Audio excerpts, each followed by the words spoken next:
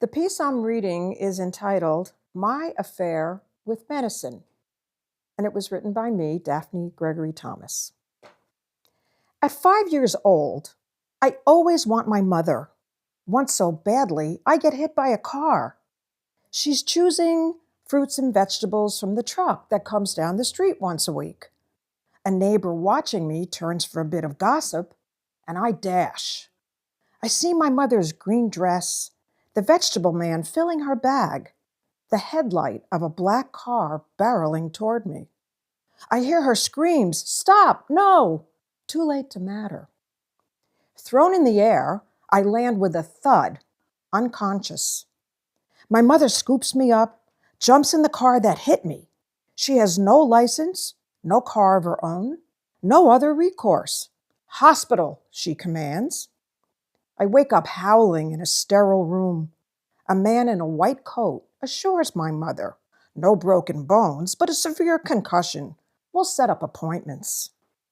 Shaken, my mother is much relieved I am not dead or too broken. She then thinks to ask, what is the cost of such a plan? Money is more than scarce. The doctor peers over his glasses. I'm a medical man, not involved with such matters.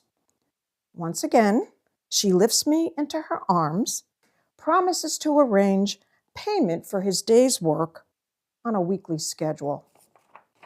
When informed of my accident, my distant father is grateful I'm alive and relatively intact.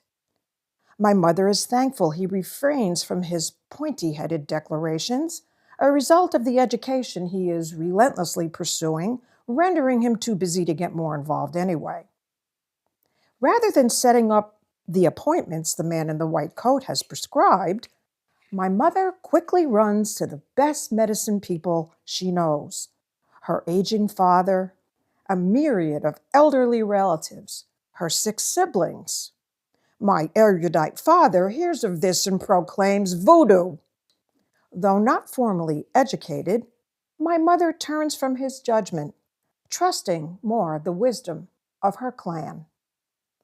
Born into a family of poor Greek immigrants who fled poverty, war, and suffering in the old country for jobs in textile mills on the rocky coast of Maine, she has grown up with their legendary homegrown remedies and natural prescriptions for better health.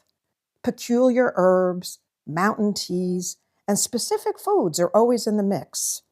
Fish caught that day, fresh-killed chickens, and homegrown garden vegetables, a must. Each year, she and her 4 sisters free themselves from their hard-working, narrow-minded husbands and the urban cities of New York and New Jersey, where work and marriage has scattered them. They bring all of their young children to spend the summer in the Maine fishing village, where they were born. Important to keep the children healthy, they claim when they pack up and leave each year. Their patriarchal husbands, wise to the conspiracies of the sisters who long for each other's company in the clean air of the rocky coast, free from their demands, are annoyed by the loss of their service during this annual interval, but grateful for a respite from their bothersome children. We stay in the rickety beach cottage of my gruff and weathered grandfather, where he lives year-round. It is small and crowded, with all of us sharing beds, one pull-chain toilet, a pot-belly stove, a copper tub for collective bathing. Our ranks include his skinny dog and a suspicious cat. There are cooped chickens and ducks we feed as pets, and sometimes mourn on the occasion of their appearance plucked and roasted at our communal table. At his direction, we spend our days catching fish, digging clams, netting crabs, while he tends to his eccentric garden, growing vegetables we recognize and some that scare us. We never dare to ask questions regarding his edicts of eating, often holding our noses when he sits us all down to concoctions of strange boiled greens covered with mountains of mashed garlic, claiming in his very broken English, "Eat, eat, Gonna make you strong like a bull. When we step on fish hooks or cut our hands on sharp edges of razor clams, he soaks our injured body parts in the cold, healing salt waters, and we carry on. When we burn our skin in the high sun, he covers us with vinegar and stops the sting. A waterlogged ear is cured with heated drops of the thick Greek olive oil he uses for cooking everything. In spite of our crowded, clamorous living circumstance, we never get sick. In the colder months, after we tearfully leave our place of health and protection from all illness to head back to our grumpy fathers and cloistered lives of school and too many rules, trips back north are always in the mix when sickness emerges. When a cousin contracts a scarlet fever, a mystical great aunt reads the grounds at the bottom of a muddy coffee cup, pins an evil eye on an article of clothing, spits 3 times on the ground by her feet, two, two, two, and prescribes traveling north. Take her to Maine to breathe the air. Be sure to soak her feet in the ebb tide. An uncle suffering pneumonia is advised the same journey with explicit directives. Take food from the ocean, suck the meat from a sea urchin, eat an oily mackerel, and pick the bones. A young relative worried over a difficult pregnancy is driven 14 hours to face the full moon at low tide while a withered, revered elder swings a scissor on a string back and forth over her belly to hold the baby that is coming. So it is soon after my early childhood run-in with a black speeding car, I'm carried off to Maine in the spring for the medicine I need most. After arriving, I eat fresh-caught fish and vegetables canned from the summer before. I help my grandfather plant his new garden for the upcoming season, fertilizing it with the skeletons and heads of the fish we've just consumed.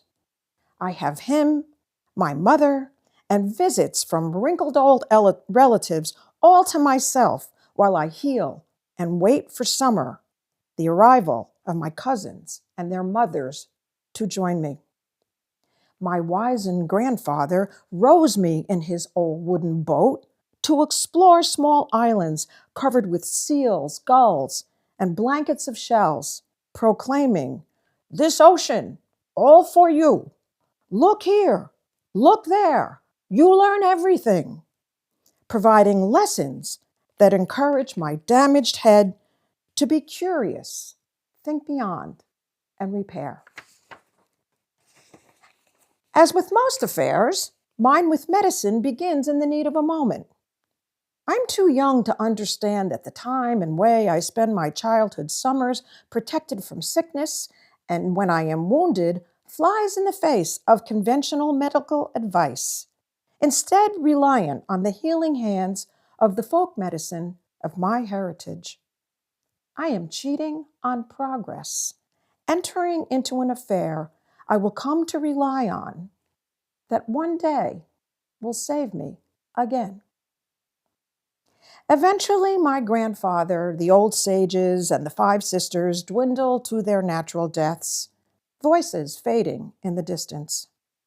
As life continues without them, I hold their legacy with the same fierceness they instilled in me, believing in the powerful medicine of the rocky coast and salt air that informed my healing as a child. Years later, when I am diagnosed with a killing disease, new doctors in white coats provide me with medicines and treatments that, in spite of their modern powers, indicate I will have little time left. This may buy you some time, they say, just enough to get your things in order. I thank them for their honesty, just as my mother did a medical man in his white coat so many years ago. I follow in her wise footsteps, continuing my yearly journey to the same Maine coast and salt waters, the same fish to catch and air to breathe, to the place where my affair with this medicine began. I continued to defy my doctor's predictions, leaving many who made them scratching their heads.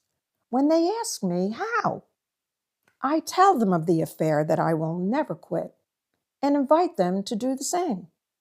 Try it, I say. Go north. Plant your feet in the ebb tide. Breathe in the salt air. Eat what you catch and pick the bones. You never know. You may just want to start an affair of your own.